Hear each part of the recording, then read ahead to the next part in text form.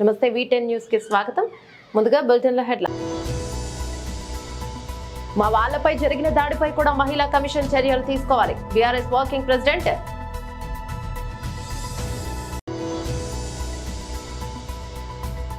ఉప ముఖ్యమంత్రి కార్యాలయ పర్యవేక్షణలో వరద నష్టంపై నివేదిక. ఉప ముఖ్యమంత్రి శ్రీ పవన్ కళ్యాణ్. కోరుట్ల పట్టణంలో గల జువ్వాడి భవన్లో శుక్రవారం విలేకరుల సమావేశం.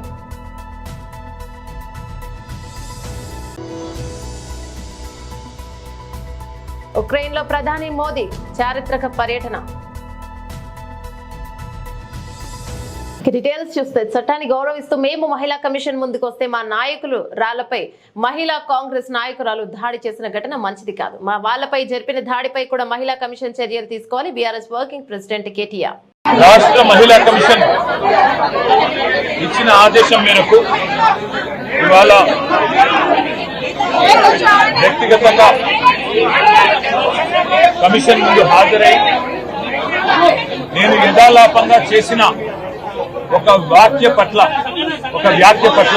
ఎవరికైనా మనస్తాపం కలిగించి ఉంటే ఇదివరకే నేను ఆ మాట మాట్లాడిన మరుక్షణమే యథాలాపంగా జరిగిన మాట పట్ల దొర్లిన మాట పట్ల విచారం వ్యక్తం చేసిన అనే విషయాన్ని మహిళా కమిషన్ దృష్టికి తీసుకుని వచ్చినాను. వారు ఏదైతే మహిళా కమిషన్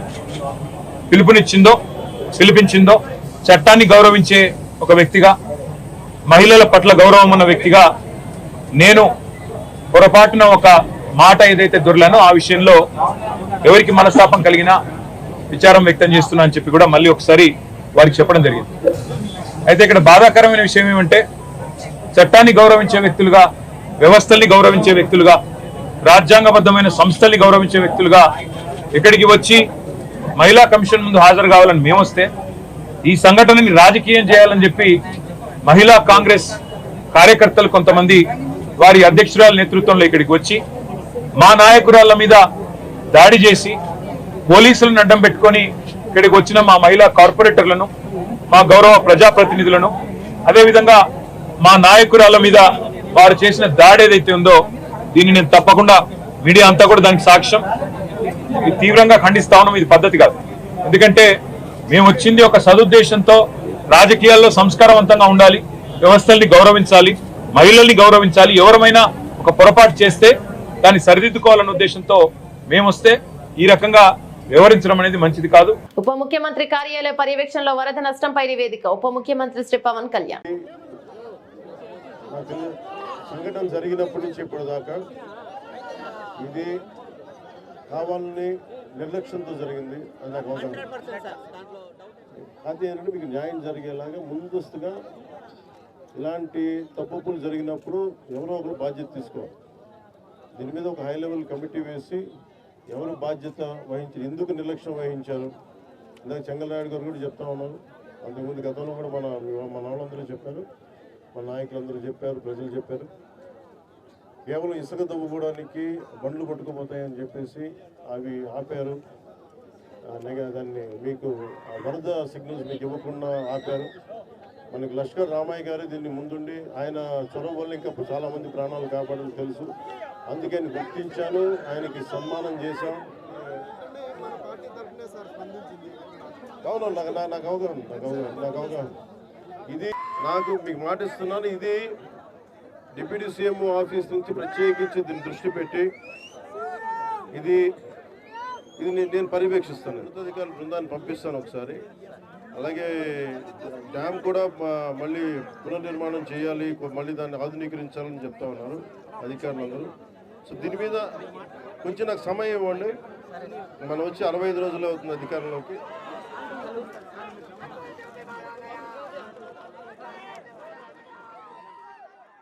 కోరుట్ల పట్టణంలో గల జువ్వాడి భవన్లో శుక్రవారం విలేకరుల సమావేశం నిర్వహించారు. ఈ సందర్భంగా జువ్వాడి కృష్ణారావు మాట్లాడుతూ గురువారం కోరుట్ల నియోజకవర్గ కేంద్రంలో కోరుట్ల ఎమ్మెల్యే డాక్టర్ కల్వకుంట్ల సంజయ్ రైతులతో కలిసి ధర్నా చేపట్టడం విడ్డూరంగా ఉందన్నారు. గత 10 ఏళ్ల పాలనలో మీరు రైతులకు ఏం చేశారో చెప్పాలని నడుస్తున్న ముత్యంపేట షుగర్ ఫ్యాక్టరీని మూసివేయించిన ఘనత మీది కాదని ప్రశ్నించారు. కేవలం ముసలి కన్నీరు కారుస్తూ ప్రజలను రైతులను పక్కదోవ పట్టించడం కోసం ఇలాంటి ధర్నాలు చేయడం విడ్డూరంగా ఉందన్నారు. కాంగ్రెస్ పార్టీ ప్రభుత్వం అధికారంలోకి వచ్చిన నాటి నుండి ప్రజలు రైతుల సంక్షేమం కోసం పాటుపడుతుంటే అది చూసి జీర్ణించుకోలేక ఇలాంటి ధర్నాలు చేయడం ఏంటని ప్రశ్నించారు. కల్లూరు గ్రామానికి చెందిన వనతడుపుల అంజయ్య, మాదాపూర్ మాజీ సర్పంచ్ జోగిని పెళ్లి, మాజీ సర్పంచ్ చిన్నమేటపల్లి మాజీ సర్పంచ్ తో పాటు మరికొంతమంది బీఆర్ఎస్ నేతలకు రుణమాఫీ అయింది. అలాంటి వ్యక్తులు బూటకపు ధర్నాలో కూర్చోవడం ఏంటని, మీకైనా రుణమాఫీని తిరిగి మళ్లీ ప్రభుత్వానికి సరెండర్ చేస్తారని ప్రశ్నించారు. గురువారం జరిగిన ధర్నాలో రుణమాఫీ అయిన టీఆర్ఎస్ నాయకులను కూర్చోబెట్టడం ఏంటని, దీనికి ఎమ్మెల్యే సంజయ్ సమాధానం చెప్పాలన్నారు. కోరుట్ల ఎమ్మెల్యే కల్వకుంట్ల సంజయ్ గారు రైతు రుణమాఫీ గురించి ధర్నా చేయడం జరిగింది. ఆగస్టు 15 లోపల ముఖ్యమంత్రి రేవంత్ రెడ్డి గారు ధర్నా ఏదైతే రైతులకు రుణమాఫీ చేస్తామన్నారో రుణమాఫీ చేసిండ్రు కాబట్టే ఇవాళ రైతులందరూ సంతోషంగా ఉన్నారు. కొన్ని టెక్నికల్ ప్రాబ్లమ్స్, ఆధార్ల పేరు ఆధార్ నెంబర్లో తప్పుపడే బ్యాంక్ వాళ్ళు కొంతమంది, ఏది సిండికేట్ బ్యాంక్ కావచ్చు, ఇంకోటి కెనరా బ్యాంక్, ఇవన్నీ కలిపి ఏదో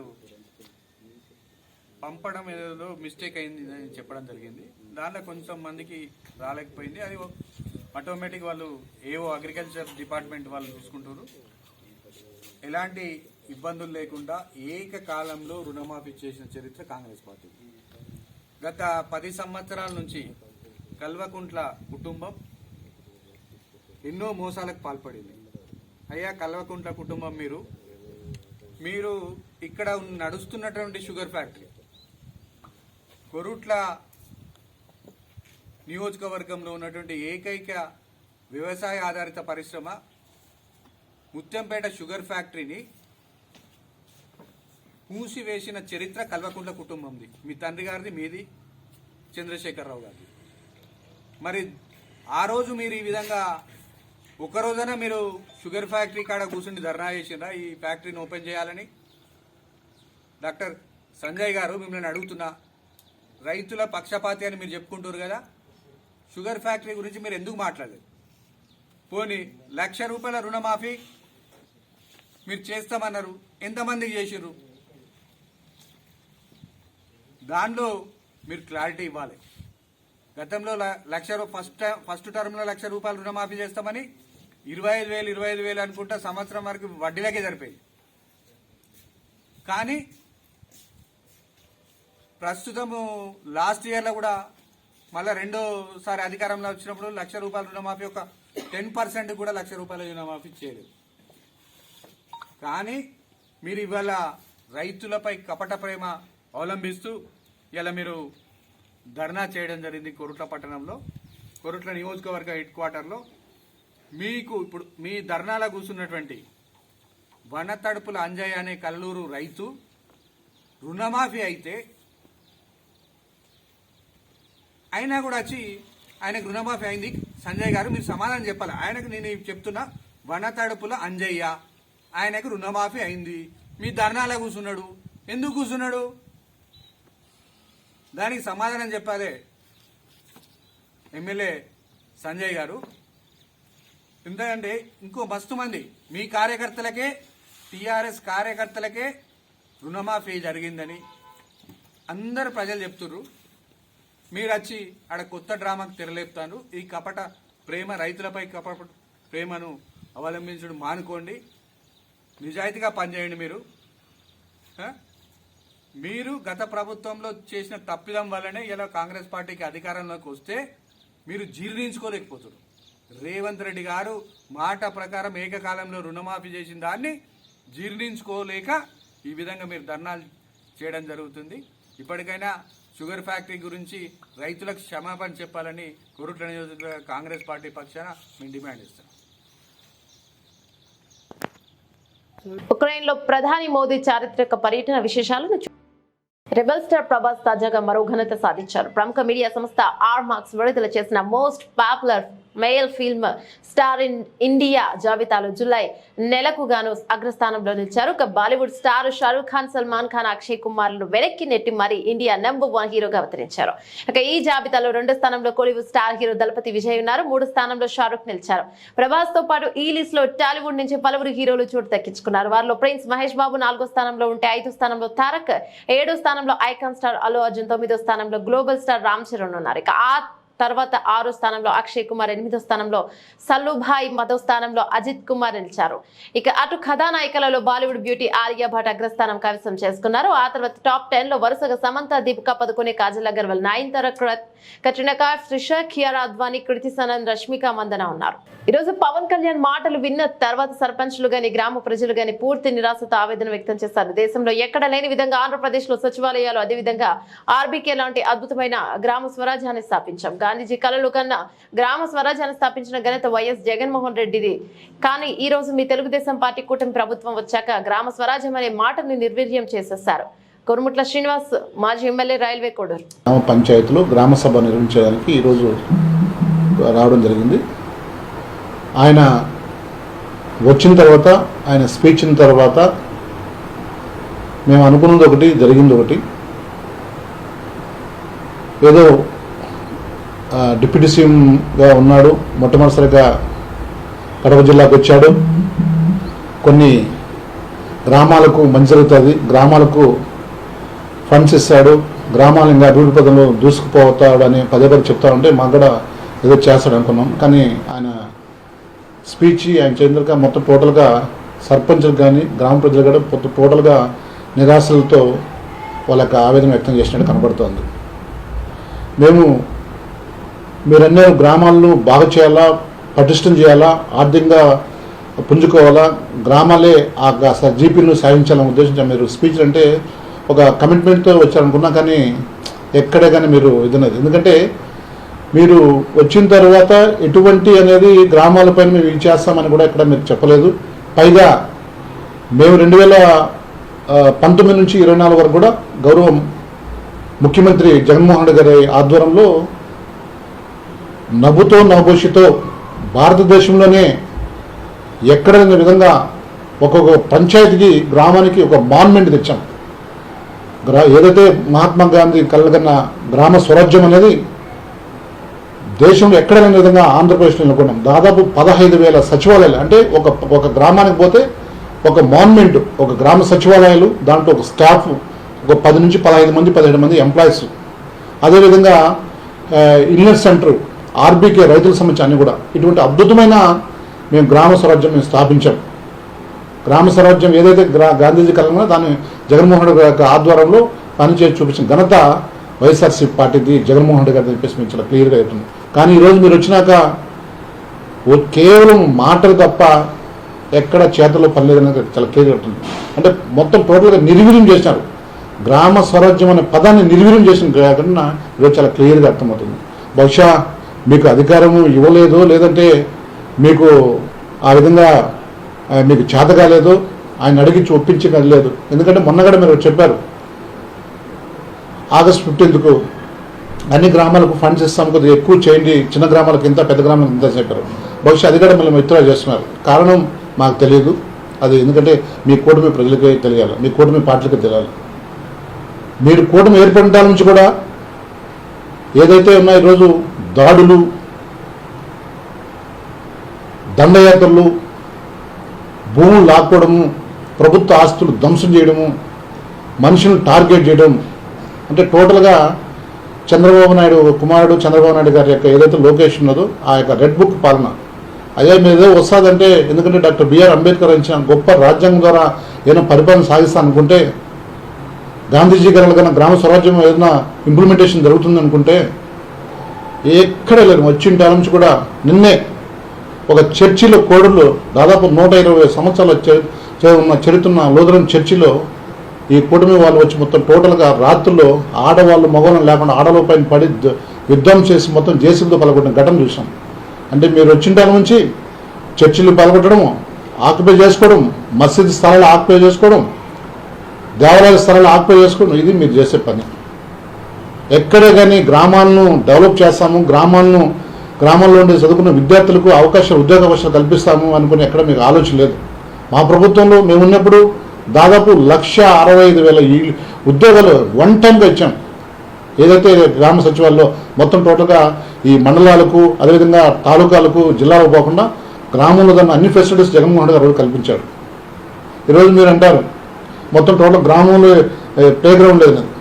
చుట్టుపక్కల మన సంబంధించిన కూటమి ప్రజలే చుట్టుపక్కల మొత్తం టోటల్గా భూములు ఆక్యుపై చేసుకుని ఆక్రమించుకున్న పరిస్థితి మీరు కనుక గమనించాలి. ఒకసారి మీరు గమనించి, ఎందుకంటే మీరు గూండా యాక్ట్ కూడా పెట్టాలన్నది మంచిదే. నేను కూడా మీరు గ్రామాల్లో అభివృద్ధి చేస్తారంటే మంచిదే, సంతోషం, హ్యాపీ అనుకున్నాం. కానీ మొత్తం ఏదైతే కూటమిలో ఉన్న వాళ్ళే మొత్తం మీరు చెప్పిన మైసూర్ చుట్టుపక్కల మొత్తం టోటల్గా మొత్తం ఆక్రమించుకున్న భూములు అయింది. మీరు నిజంగా ఆ దృష్టి మీరు పెట్టండి. ఎక్కడైనా మొత్తం టోటల్గా ఆక్యుపై చేయండి. ఎందుకంటే మీరు గ్రామీణాభివృద్ధి శాఖ మంత్రి కాబట్టి, గ్రామాల్లో వెలగాలి కాబట్టి, మీకు ఆ కోరిక ఉంది కాబట్టి, మీకు ఎంతవరకు దాన్ని చూస్తారో మీకే దాన్ని మేము మీ యొక్క విజ్ఞతను మేము వదిలేస్తున్నాం.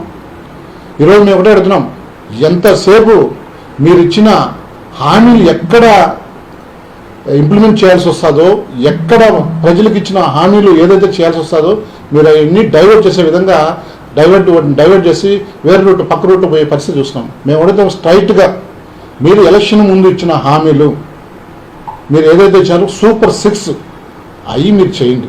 ఎందుకంటే దాంట్లో మీరు కూడా భాగస్వామ్యం. ఆ రోజు టీడీపీతో పాటు చంద్రబాబు నాయుడు, లోకేష్ ఏం చెప్పారు, దాంట్లో కూడా పవన్ కళ్యాణ్ చాలా సందర్భాల్లో కూడా ఆయన చెప్పాడు. అదేవిధంగా బీజేపీలు చెప్పారు. ఆ యొక్క మేనిఫెస్టో, మీ ఇచ్చిన మేనిఫెస్టో సూపర్ 6 ఏమని దాదాపు ఇప్పుడు 70 రోజులుగా వస్తుంది. ఇంతవరకు అమ్మఒడిలే, రైతు భరోసాలే, అమ్మకు వందనంలే, కనీసం ఏదంటే పెన్షన్ అనేది మీరున్నా ఇంకొకరున్న పెన్షన్ ఇస్తాం. దాంట్లో అది ఫండమెంటల్ రైట్. అది మానవునికి రాజ్యాంగంలో ఫండమెంటల్ రైట్. ఎందుకంటే ఒక ఆర్థిక పరంగా ఏజ్ అయిన తర్వాత భర్తలు కోల్పోయిన తర్వాత రైట్, రాజ్యాంగంలో రైట్. అది ఎక్కడ ఇస్తారు. కానీ మీరు ఎలక్షన్లో మీరు పెట్టిన సూపర్ 6 ఇంప్లిమెంట్ కనీసం ఒక్క పదం కూడా చేయలేదంటే మీ యొక్క హామీలు, మీ వ్యక్తిత్వము, మీ యొక్క పార్టీ యొక్క మేనిఫెస్టో ఏమైందో ఒకసారి కూడా మీరు చెక్ చేసుకున్న అవసరం ఎంత ఉంది. దీంతో కూడా రాష్ట్ర ప్రజలు కూడా గమనించాలి. జగన్మోహన్ రెడ్డి గారు అధికారంలోకి వచ్చిన తర్వాత ఎన్ని పథకాలు ఇచ్చాడో, ఒక్కొక్క ఇల్లులు, ఒక కుటుంబం అనేది సమూహంగా డెవలప్ అయింది. ఆర్థికంగా అదేవిధంగా ఆరోగ్యంగా. ఈరోజు ఎన్ని హాస్పిటల్ కట్టాము, ఎన్ని మొత్తం స్కూల్స్ కట్టాము, రూపురేఖలు మార్చిన పరిస్థితి ఈ రాష్ట్రంలో. కానీ ఈరోజు మీరు మొత్తం అన్ని టోటల్గా నిర్వహణ చేసినాం. ఆరోగ్యశ్రీ లేదు, బడులు లేవు, పిల్లలకు బడులకు అమ్మకు వందనము, అమ్మకు తల్లికి వందనము, ఎన్ని వేస్తే కదా పోయేది, ఏం లేదు. ఎక్కడ ఏమి చేయకుండా నిర్వీర్యం చేసిన వ్యవస్థను నిర్వీర్యం చేసిన పరిస్థితి. అందుకే ప్రజలు చాలా క్లియర్గా అర్థం చేసుకున్నారు. అనవసరంగా మేము బలైపోయినామే. అందరూ కూడా జగన్మోహన్ రెడ్డి ముఖ్యమంత్రి గారు ఉంటే మేము మా పిల్లలు బాగుంటారనే ఆలోచనతో వాళ్ళందరూ కూడా ఇప్పుడంతా రీథింకింగ్లో ఉన్నారు. వాళ్ళకి కూడా తెలుస్తుంది. ఇది మీరు మాట్లాడితే మేము అప్పుల్లో ఉన్నాడు. 2014లో మీరు అధికారంలోకి వచ్చినాక అప్పులు లేవు. 7,500,000 కోట్లు మొత్తం షార్టేజ్ ఉన్నది రాష్ట్రం విడిపోయిన తర్వాత. వచ్చిన తర్వాత మీరు దాదాపు 7 లక్షల కోట్లు చేసినారు. దాన్ని జగన్మోహన్ గారు దాన్ని ఇంకా తగ్గించి దాదాపు 5 లక్షల కోట్లు డీబీటీ, నాన్ డీబీటీ ద్వారా ఈరోజు అనేకమైన సంక్షేమ పథకాలు, దేశంలో ఏ ముఖ్యమంత్రి చేయన సంక్షేమ పథకాలు ఇంటికే డైరెక్ట్గా వచ్చే పథకాలు ఇచ్చాడు. అంటే మనుషుల యొక్క గౌరవాన్ని పెంచాడు. మీరు అక్కడక్కడ అడుక్కోకుండా, మీరు అక్కడక్కడ తిరగకుండా మీ యొక్క రావాల్సిన డబ్బులు నేనే ఇస్తాను మీ పిల్లలకు, మీ ఇంటికి, మీరు పిల్లల్ని భవిష్యత్తుకు ఆశకిరణాలుగా తయారు చేయాలనే ఉద్దేశంలో జగన్మోహన్ రెడ్డి గారు ఆ బ్రహ్మాండమైన పరిపాలన చేశాడు. కానీ మీరు ఈరోజు అన్నా క్యాంటీన్ అని చెప్పి ప్రజలు ఇంకా అవమానపరుస్తున్నారు. అంటే మీకు అన్నం దొరకదు, మేము పెడితేనే తినాలా, లేదా అన్నా క్యాంటీన్ దొరక పెడుతున్నాము అని ప్రజలను ఎంత మోసగిస్తున్నారంటే దీన్ని బట్టే తెలుస్తుంది మీ యొక్క ఏందనేది. మన చంద్రబాబు నాయుడు యొక్క నిజస్వరూపం దీంట్లో తెలుస్తుంది. కూటమి యొక్క నిజస్వరూపం ఏదొస్తుంది. ఏమైనా మేము ఒకటే అడుగుతా, పవన్ కళ్యాణ్ మీరు క్వశ్చన్ చేయండి, చంద్రబాబు నాయుడు క్వశ్చన్ చేయండి, అడగండి. ఆ రోజు నేను భాగస్వామిగా ఉన్నాను, మేము ఇచ్చే మేనిఫెస్టోలో మీ వేదిక పైన రేపు మీరు క్వశ్చన్ చేయండి. ఎందుకు పథకాలు ఇంప్లిమెంట్ చేయలేదు, ఎందుకు ఎందుకు స్కూల్ డెవలప్ చేయలేదు, హాస్పిటల్ ఎందుకు నిర్వీర్యం అవుతాయి, గ్రామ స్వరాజ్యం ఏ గ్రామాలు ఏ విధంగా నిర్వీర్యం అవుతాయి మీరు క్వశ్చన్ చేయండి. అప్పుడు కానీ ప్రజలు నమ్ముతారు. కానీ ఊరికే అట్లా వచ్చి, ఎందుకంటే అట్లా వచ్చి తిరిగిపోవడం కాదు. గ్రామ సభలు అనేది నిరంతరం జరుగుతున్నది, నిరంతర ప్రక్రియ. అది అడ్మినిస్ట్రేషన్లో నిరంతర ప్రక్రియ. ప్రతి పంచాయతీలో గ్రామ సభలు నిరంతరం జరుగుతూనే ఉంటాయి. కాబట్టి మీరు దయచేసి మీరు చంద్రబాబు నాయుడు క్వశ్చన్ చేయాలా, ఇదన్నీ కూడా మీరు ఊరికే ఎంతసేపు చూసినా చంద్రబాబు నాయుడు కానీ లోకేష్ కానీ మీరు కానీ ఎంతసేపు జగన్మోహన్ రెడ్డి గారిని తిట్టడం పెట్టినారు అని నాకు డౌట్ వస్తుంది. మీరు దయచేసి మీరు ఒక యూట్యూబ్ ఛానల్ పెట్టుకొని దాంట్లో మీ యొక్క ఏదైతే ఉన్నాయో దాంట్లో చెప్పుకుంటే సరిపోతుంది. లేకపోతే నిద్ర నుంచి చంద్రబాబు నాయుడు ఒక దగ్గర, లోకేష్ ఒక దగ్గర, మీరు ఒక దగ్గర, మొత్తం జగన్మోహన్ రెడ్డి విమర్శించడమే సరిపోయింది. కాబట్టి వాస్తవాలు గ్రహించాలని చెప్పేసి కూడా మీరు తెలియజేస్తున్నాం.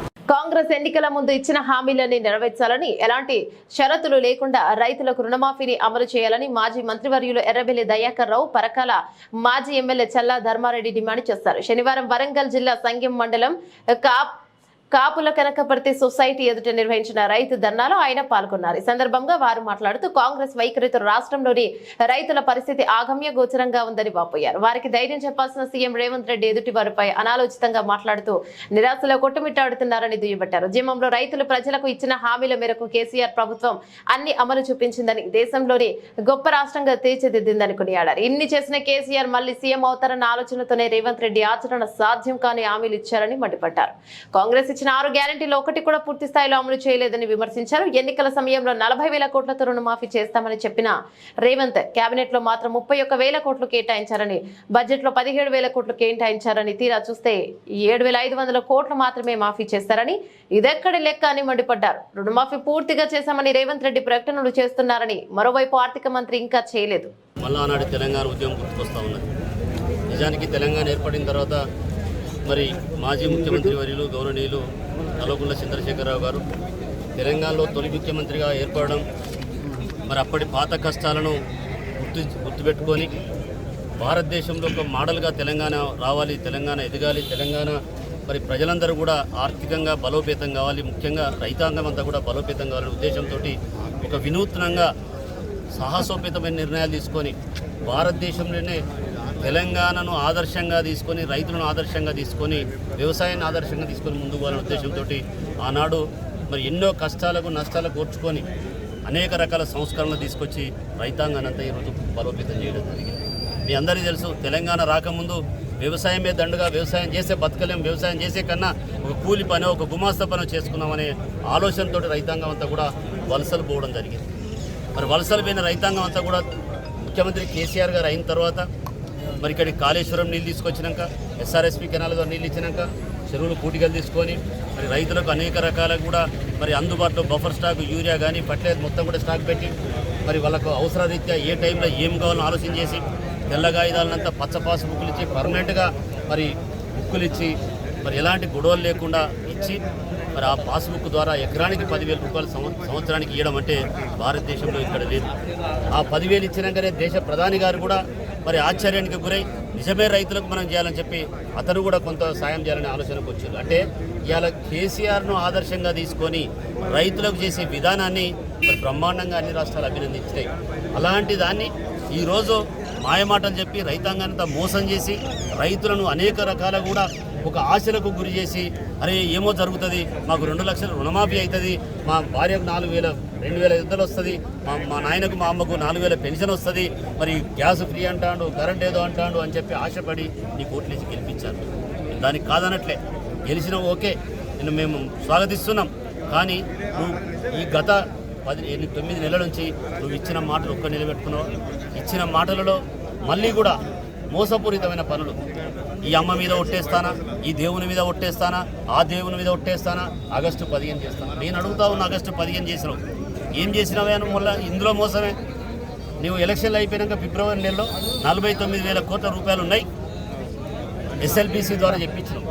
స్టేట్ లెవెల్ బ్యాంక్ కమిటీ ద్వారా మొత్తం అన్ని బ్యాంకులన్నీ కమిటీ మీటింగ్ పెట్టుకొని రైతులకు అందరికీ ఎస్ఎల్బీసీ ద్వారా 49,000 కోట్లు అని చెప్పావు. మళ్ళీ తర్వాత కాదని ఓసారి 41,000 కోట్లు అన్నారు, ఓసారి 35,000 కోట్లు అన్నారు. అవి పత్రికలు రాసినాయి, మేము చూసింది కాదు, నువ్వు చెప్పింది కాదు, అన్ని పత్రికలు రాసినాయి. క్యాబినెట్ మీటింగ్ పెట్టుకున్నావు, రైతులు ఏదో తేలానన్నావు. క్యాబినెట్ మీటింగ్లో చీఫ్ సెక్రటరీ, ఐఏఎస్ ఆఫీసర్లు ఉంటారు, మరి రాష్ట్రంలో ఉన్నత స్థితిలో ఉన్నటువంటి మంత్రులు ఉంటారు, ముఖ్యమంత్రి గారు ఉంటారు. మీరందరూ ఒక కమిటీ పెట్టుకొని బులెటిన్ ముగించే ముందు హెడ్లైన్స్ మరోసారి. మా వాళ్లపై జరిగిన దాడిపై కూడా మహిళా కమిషన్ చర్యలు తీసుకోవాలి. BRS working president.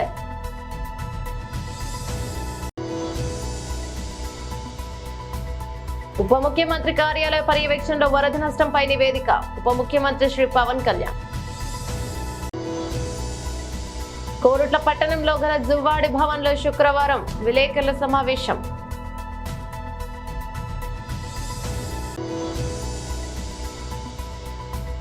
ఉక్రెయిన్లో ప్రధాని మోదీ చారిత్రక పర్యటన.